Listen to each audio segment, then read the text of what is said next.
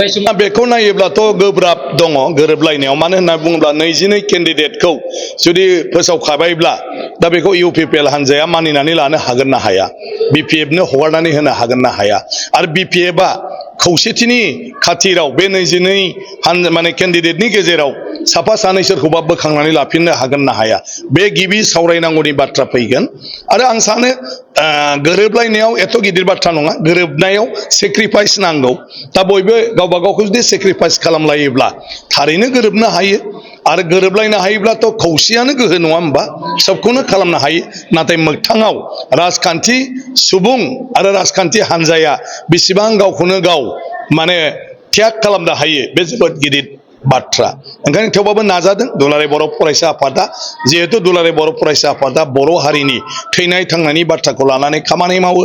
आरो बेखायनो राजखान्थि नोजोरजोंबो बिथांमोनहा लुबैदों जे राजखान्थियारि भाबैबो दुलाराय बर' फरायसा आफादनि सिमांखौ जाफुंहोनो थाखाय थोंजोङै बबेबा मोनसे राजखान्थि हानजाजों थाफानानै बा बबेबा मोनसे राजखान्थि हानजाखौ माने गावसिनि मथे खामानि मावहोनो हानाय बायदियै बिथांमोनहा नाजागासिनो दं जुदिअ बे मोनसे राजखान्थियारि नङै हानजा दुलाराय बर' फरायसा आफादा मोनसे नन पलिटिकेल अर्गेनाइजेसन अदेबानि बिथांमोना माखासे हारिनि माने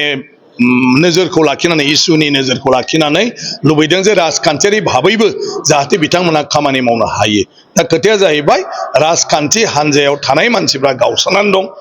बे गावस्रानाया गोबां खारन थायो आदर्शनिबो खारन थायो खामानि मावनायनि सुजुग सुबिदा मोननाय मोनैबो थायो गावबागाव माने रायजोनि प्रतिनिधि जानो लुबैनाय बिनिबो मोनसे सिमां थायो दा बे सिमांखौथ' सोरबा बबेबा नङा बबेबा लेभेलाव माने त्याग खालाम नागारलायनांगोन होमब्लासो जोङो गोरोबलायनो हागोन आरो मा दा ओंखायनो नाजादों मोजां बाथ्रा आरो गोरोबनो हायोबा खोब मोजां राजखान्थियाव आं सानो जायफ्रा पदक्षेप लादों गाज्रि नङा